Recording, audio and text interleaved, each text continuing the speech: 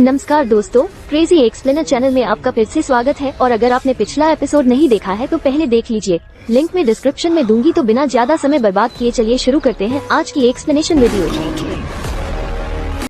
शाहिरो एक अनाथ लड़का है जो अस्पताल में भ्रमित होकर उठता है क्योंकि उसे समझ में नहीं आता कि वो वहाँ कैसे पहुँचा। डॉक्टर और नर्स उसे बताते हैं कि वो 5 महीने से सो रहा है। महान पतन के बाद वे उसे बाहर की दुनिया दिखाते हैं और वो ये देखकर चौंक जाता है कि एक विशाल पौधा पूरे शहर में अंकुरित हो गया है और लाल धुंध में ढका हुआ है। तभी उसके दिमाग में कुछ तस्वीरें आने लगती है, एक अजीब शक्ति वाले व्यक्ति से लड़ते हुए कि केवल 0.1% आबादी जाग गई। वह वास्तविकता में वापस आ जाता है और अपने दोस्त कोत्सू के साथ अस्पताल से बाहर निकलता है।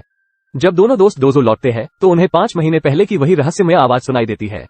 दूर से वे जून को देखते हैं जो यूरी के साथ रहते हुए अपनी उंगलियां काट रहा है। अचानक एक 4 सशस्त्र ट्रोल फट जाता है और अपने हमलों को चकमा देते हुए डोजो के सामने के हिस्से को नष्ट कर देता है। शाहिरो को वापस लड़ने के लिए लकड़ी का एक टुकड़ा मिलता है, लेकिन वो बहुत कमजोर है और कंधे से कमर तक कटा हुआ है। ये घातक घाव उसके वीर रक्त को जागृत करता है। अपनी आंखें लाल कर लेते हुए उसका घाव अचानक खुद को ठीक कर लेता है और उसका वीर रक्त एक स्पाइक रक्त आयुध बनाता है। अपने हाथ को ब्लेड में घुमाते हुए वह राक्षस से लड़ता है और उसे काट देता है, जिससे वह मर जाता है। अपने होश में वापस आने के बाद शाहिरो चौंक जाता है जब उसे पता चलता है कि जिस राक्षस को उसने अभी मारा था वो कोत्सू का पिता था। वो हिलना शुरू कर देता है क्योंकि उसकी दर्दनाक यादें उसके दिमाग में आती है, जिससे वह अपनी पवित्रता खो देता है और आंसू में फूट पड़ता है। इको आती है और शाहिरो को सुलाने के लिए अपनी क्षमताओं का उपयोग करती है। ट्रोल लाल धुंध में घुल जाता है और शाहिरो के जागने के बाद इको ने खुलासा किया कि कोत्सू के पिता को कैस संगठन के जून द्वारा राक्षस में बदल दिया गया था। वे अपने जीवन को फिर से शुरू करने और जोकाई विश्वविद्यालय में लौटने की कोशिश करते हैं। अगले दिन वे मेडिकल स्टाफ को एक छात्र को दौरा पड़ते हुए देखते हैं। इको बताते हैं कि छात्र कोत्सू के पिता की तरह ही राक्षस में बदल सकता था। शाहिरो उससे नाराज हो जाता है और उसकी आंखें लाल होने लगती है, लेकिन वो जल्दी से खुद पर नियंत्रण हासिल कर लेता है। वो खुद को शांत करने के लिए बाथरूम में जाता है और यूरी से 2 घंटियां बजाते हुए आवाज सुनता है। वो उसे एक कक्षा में ले जाती है जहां 3 अन्य छात्र राक्षसों में बदलना शुरू करते हैं। जून ये भी कहता प्रतीत होता है कि उनके पास वीर वंश को मारने का आदेश है।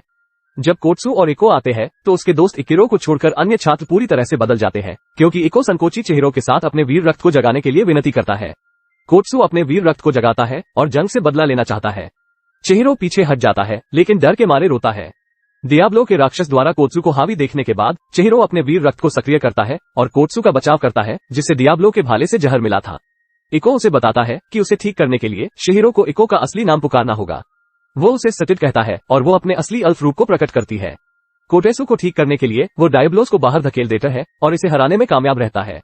सिरिद अपनी ताकत से प्रभावित है, लेकिन शाहिरो अपने सिर से बाहर नहीं निकल सकता है कि उसने फिर से किसी को मार डाला। इसे बदतर बनाने के लिए पत्रकार पूरी लड़ाई की तस्वीरें लेता दिखाई देता है और उसे हत्यारा कहता है। जून और यूरी शाहिरो पर हमला करने के लिए 2 और डायब्लोस परिचितों के साथ इमारत से बाहर आते हैं। जून राक्षस को सशक्त बनाने का फैसला करता है, जिससे ये हुगर और मजबूत हो जाता है। शाहिरो अपनी शक्ति पर नियंत्रण खो देता है और बेकाबू हो जाता है। वो डायब्लोस को मारने में कामयाब होता है और जून को मारने की कोशिश करता है, लेकिन यूरी अपने वीर रक्त को सक्रिय करने के बाद उसकी रक्षा करता है। हालांकि शाहिरो की शक्ति कुछ गंभीर दर्द के साथ बैकलैश करना शुरू कर देती है, जिससे जून और यूरी बच जाते हैं। शोको नाम की एक लड़की दिखाई देती है और उसे वापस करने में कामयाब होती है, ये कहते हुए कि अगर वो उस शक्ति का उपयोग करना जारी रखता है जिसे वह समझ नहीं पाता है तो वह मर जाएगा। वो सभी को चर्च में ले जाती है, ये समझाते हुए कि यह वीर वंश के लिए गढ़ है जो कैस संगठन के खिलाफ लड़ते हैं। बतख नेता उन्हें बताता है कि दुनिया 40 वर्षों में नष्ट हो जाएगी और एक नई दुनिया शुरू होगी। कैस संगठन ने 5 महीने पहले महान पतन का कारण बना। वे वीर वंश को मारने के लिए शिकार के मैदान बनाने के लिए शहर का उपयोग एक द्वार के रूप में करते हैं और वीर रक्त के साथ अंतिम उत्तरजीवी वर्मिलियन का भगवान दानव भगवान बन जाएगा और उन्हें रोकने का एकमात्र तरीका टोक्यो को नष्ट करना और नए राक्षसों को आने से रोकना है। आपको कुछ कृत्रिम कुंजी पत्थरों द्वारा बनाए गए 7 वाहकों को नष्ट करने की आवश्यकता होगी। शाहिरो अस्पताल में अकीरो का दौरा करता है और उसे अपने आंशिक रूप से राक्षसी रूप में कोमा में पाता है। वो खुद को दोष देना शुरू कर देता है क्योंकि यही कारण है कि उसका दोस्त इस स्थिति में समाप्त हो गया। बतख इसका फायदा उठाते हैं और उसे ये बताने के लिए अपने दिमाग में प्रवेश करते हैं कि सब कुछ उसकी गलती है और जब से उसके हाथ खून से सने हुए हैं। उद्धार पाने का एकमात्र तरीका यह है कि वो दुनिया को निराशा से बचा सकता है और अराजकता के खिलाफ जीत सकता है, भले ही उसे निर्दोष खून बहाने की आवश्यकता हो। वो अंत में अपने भाग्य को स्वीकार करता है और वो दूसरों की मदद से 2 कुंजी पत्थरों को नष्ट करने के लिए जाता है। हालांकि जून और यूरी शाहिरो द्वारा तीसरे कीस्टोन को नष्ट करने से ठीक पहले दिखाई देते हैं। नस जून के खिलाफ लड़ती है जबकि शाहिरो कीस्टोन को नष्ट करने की कोशिश करता है। यूरी उसे जंजीरों में बांधने के लिए अपनी शक्तियों का उपयोग करके उसे रोकने की कोशिश करता है, लेकिन वो खुद को मुक्त करने और बाधा को नष्ट करने के लिए पूर्ण हमला करने में कामयाब रहता है। वे दोनों विस्फोट में फंस गए हैं और एक सपने की दुनिया में प्रवेश करते हैं। वहां वे अपने विरोधी विचारों और लक्ष्यों पर चर्चा करते हैं। शिहिरो दुनिया को बचाने और लोगों को राक्षस बनने से रोकने के लिए टोक्यो को नष्ट करना चाहता है, यहाँ तक कि अगर हजारों लोगों की लागत आती है। जबकि यूरी लोगों को मरने से रोकने के लिए बाधा रखना चाहता है, जबकि एक ही समय में उन्हें राक्षसों में बदल देता है या धुंध को उन्हें मारने देता है। वो सहयोगी बनने का प्रस्ताव रखती है क्योंकि वो सपनों की दुनिया से बाहर निकलने का रास्ता जानती है। वो उसे एक कीस्टोन पर ले जाती है जिसे उन्हें बिना सोचे समझे वापस लौटने के लिए नष्ट करना होगा। वो अपने खून को सक्रिय करता है और इसे तोड़ने की कोशिश करता है। वो नोटिस करती है कि कैसे वो नहीं जानता कि अपनी शक्ति को कैसे नियंत्रित किया जाए और उसे सिखाया जाए। वे बाहर निकलने में कामयाब हो जाते हैं और वो यूरी के साथ अपने बचपन की कुछ यादों को याद करते हुए बेहोश हो जाता है। लेकिन जैसे ही वो उठता है, वो ये कहते हुए चली जाती है कि यह सब चिहिरो की मां की गलती थी। चर्च में लौटने के बाद काकाहारा ने खुलासा किया कि वे लगभग विफल रहे क्योंकि उनकी जानकारी लीक हो गई थी। बैठक के बाद शाहिरो डॉक्टर को बताता है कि यूरी ने उसे क्या बताया और उल्लेख किया कि वो अपनी मां को याद नहीं कर सकता। काकाहारा, जो सुन रहा था, उसे बताता है कि उसकी मां 13 साल पहले एक विस्फोट करने के बाद लापता हो गई थी।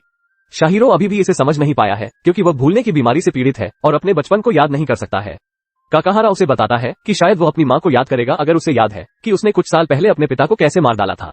डॉक्टर काकाहारा को अब बात करने से रोकने में कामयाब रहता है और वे चले जाते हैं। बाद में शाहिरो को एक अजीब सपना आता है जहां वो डॉक्टर की मौत देखता है। वो नर्स को उसके बारे में पूछने के लिए बुलाता है, लेकिन वो उसे बताती है कि वो गायब है। शाहिरो डॉक्टर को खोजने में मदद का अनुरोध करने के लिए चर्च में वापस जाता है, लेकिन काकाहारा ने खुलासा किया कि डॉक्टर गद्दार है जिसने जून को अपनी जानकारी लीक कर दी थी।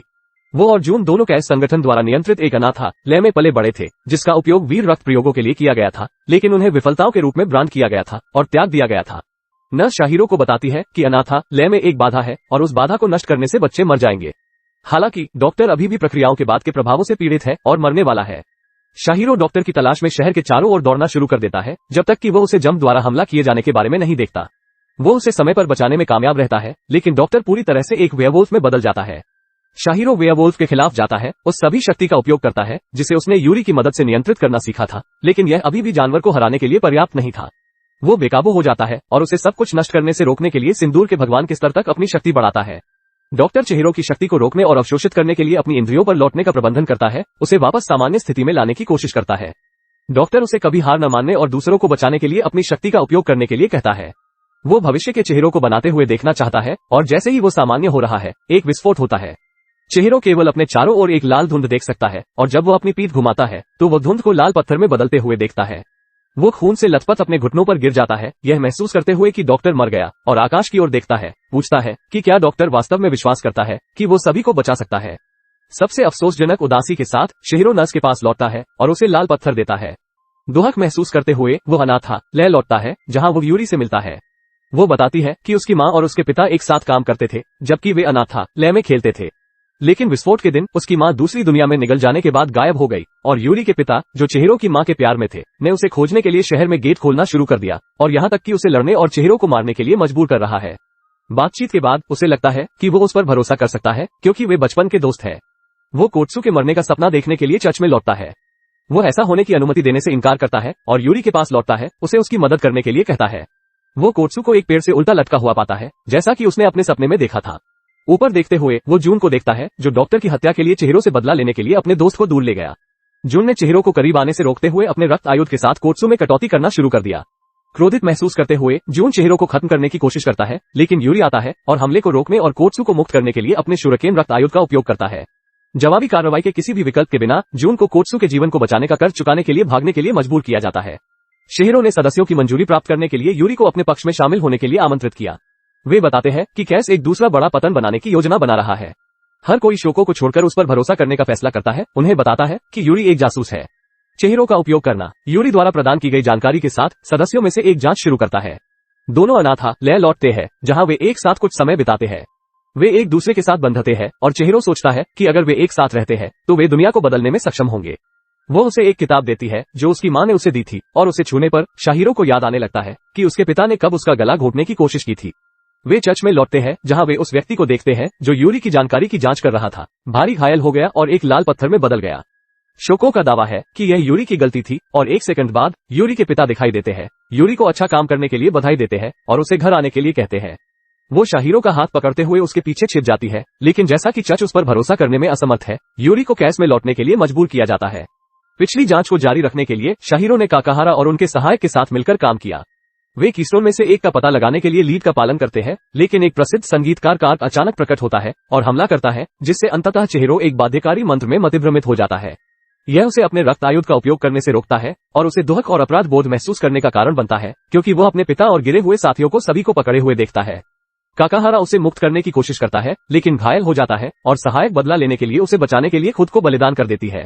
काकाहारा ने हमले का आरोप लगाया, लेकिन इससे पहले कि वो कार्क तक पहुंच पाता, उसे चाकू मार दिया जाता है।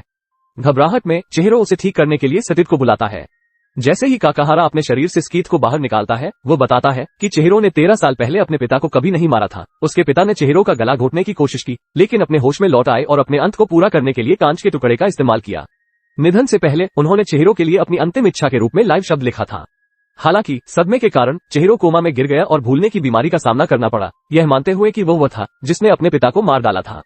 सच्चाई को महसूस करते हुए चिहिरो बाध्यकारी मंत्र से मुक्त हो जाता है और अपने रक्त आयुध को पुनर्स्थापित करता है। वो कार्क पर हमला करने की कोशिश करता है, लेकिन वो अतिरिक्त बलों को अंदर आते हुए देखकर भाग जाता है। चिहिरो की बाहों में काकाहारा ने अपने पिता द्वारा जीते हुए शब्दों को बताने के बाद अपनी अंतिम सांस ली। कुछ दिनों बाद सदस्यों में से एक को कार्क के संगीत कार्यक्रम की घोषणा करने वाला एक कॉन्सर्ट फ्लाई मिलता है। माल्थस चर्च का अनुमान है कि दूसरा बड़ा पतन कैसे होगा।